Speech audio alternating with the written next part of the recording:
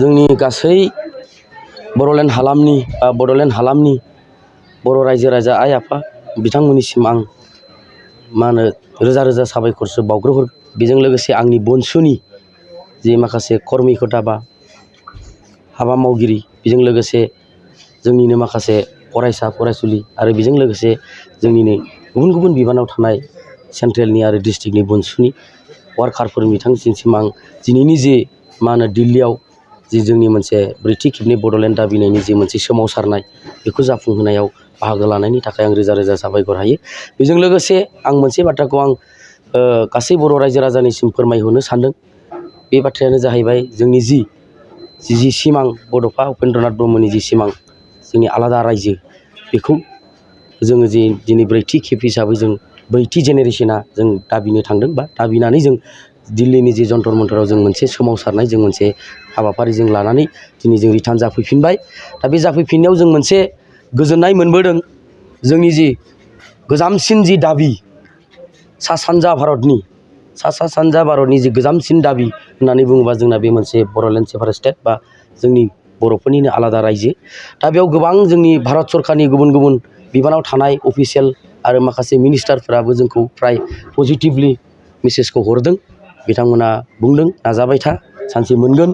दा बेफोर खोथाखौ लानानै आं जोंनि बर' रायजो राजाफोरखौ मोनसे मोनसे गोख्रों मेसेज हरो जाहाथे रायजो राजाफोरा डाउट गैयाजासे सन्देह गैयाजासे जोंनि ब्रैथि खेबनि बड'लेण्ड सोमावसारनायाव गोसो गोरबोजों बावसोमनानै बाहागो लायो। आं बेखौनो बुंहरो। मेसेजआ बेनो मा होननानै बुङो रायजो राजाफोरा दिनै गोबां माखासे स्टप जानानै थानायनि थाखाय बे बिटिआर सुक्तिनि उनाव गोबां माखासे बड'लेण्डनि जि मोनसे सोमावसारनाय बे थाद'नायनि थाखाय गोबां कनफिउसाव दं।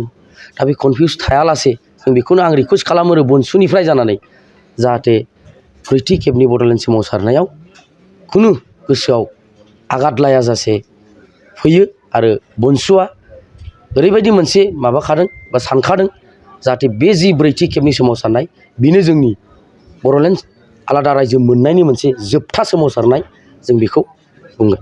खम समनि गेजेरावनो दाजानायनि आसा दं नामा? खम समनि गेजेरावनो दाजानायनि आसाया जि मोनसे सेन्ट्रेल गभर्नमेन्टआव जि मोनसे पलिसि जे जों नुबाय थादों 2025नि जि सिगां सेन्ट्रेलाव बा भारतआव मोनजि रायजो सोरजिनायनि बाथ्रा जों बे मोनजि रायजो सोरजिनायावहायनो जोंनि बड'लेण्डखौ मेसेजआ बेनो मा होननानै बुङो रायजो राजाफोरा दिनै गोबां माखासे स्टप जानानै थानायनि थाखाय बे बिटिआर सुक्तिनि उनाव गोबां माखासे बड'लेण्डनि जि मोनसे सोमावसारनाय बे थाद'नायनि थाखाय गोबां कनफिउसाव दं। दा बे कनफिउस थायालासे जों बेखौनो आं रिकुवेस्ट खालामो BoNSUननिफ्राय जानानै जाहाथे ब्रैथि खेबनि बड'लेण्ड सोमावसारनायाव खुनु गोसोआव आघात लायाजासे फैयो आरो BoNSUआ ओरैबायदि मोनसे माबाखादों बा सानखादों जाहाथे बे जि ब्रैथि खेबनि सोमावसारनाय बेनो जोंनि बड'लेण्ड आलादा रायजो मोननायनि मोनसे जोबथा सोमावसारनाय जों बेखौ बुंगोन। खम समनि गेजेरावनो दाजानायनि आसा दं नामा? खम समनि गेजेरावनो दाजानायनि आसाया जि मोनसे सेन्ट्रेल गभर्नमेन्टआव जि मोनसे पलिसि जे जों नुबाय थादों 2025नि जि सिगां सेन्ट्रेलाव बा भारतआव मोनजि रायजो सोरजिनायनि बाथ्रा जों बे मोनजि रायजो सोरजिनायावहायनो जोंनि बड'लेण्डखौबो जों सोफाजाबनानै जेनिखि जोंनि बड'लेण्डआ सा सानजा भारतनि बयनिख्रुइबो गोजामसिन दाबि बे दाबिखौ जों सोफाजाबनानै जाहाथे 2025नि गेजेरावनो जोंनि जि दाबि बड'लेण्ड सेपारेट स्टेट बा आलादा बड'लेण्ड रायजो जों बेखौ मोननो हागोनखौ जों आसा खालामो। नोंथाङा सरकारि साख्रि नागिरदोंना? नोंथांनि थाखाय मोनसे गोजोनथाव खौरां। नोंथांनि थाखाय दं एडुकेट पइन्ट, जेराव नोंथाङा सोलोंथाइ लानायनि गेजेरजों सरकारि साख्रिनि गुबुन गुबुन रोखोमनि गोब्राब आनजादफोरखौ उथ्रिसारनो हागोन आरो गावनि आथिङाव गसंथानो हागोन। बे एडुकेट पइन्टआव नोंथांमोना SSC, bank PO, bank clerk, bank SO, UPSC, FSC, defence, railway, state insurance, AAO, ADO एसिस्टेन्टजों लोगोसे स्टेट लेभेल जब आरो माखासे सरकारि साख्रिनि आनजादाव गोनांथि जानाय आयदाफोराव सोलोंथाइ लानो हागोन। मख'नो गोनांदि बे सोलोंसालियाव साख्रिनिल' नङा, बेयाव MBA आरो सैनिक स्कुल बायदियाव एडमिशननि थाखाय एन्ट्रेन्स होनो थाखायबो सोलोंथाइ लानो हागोन।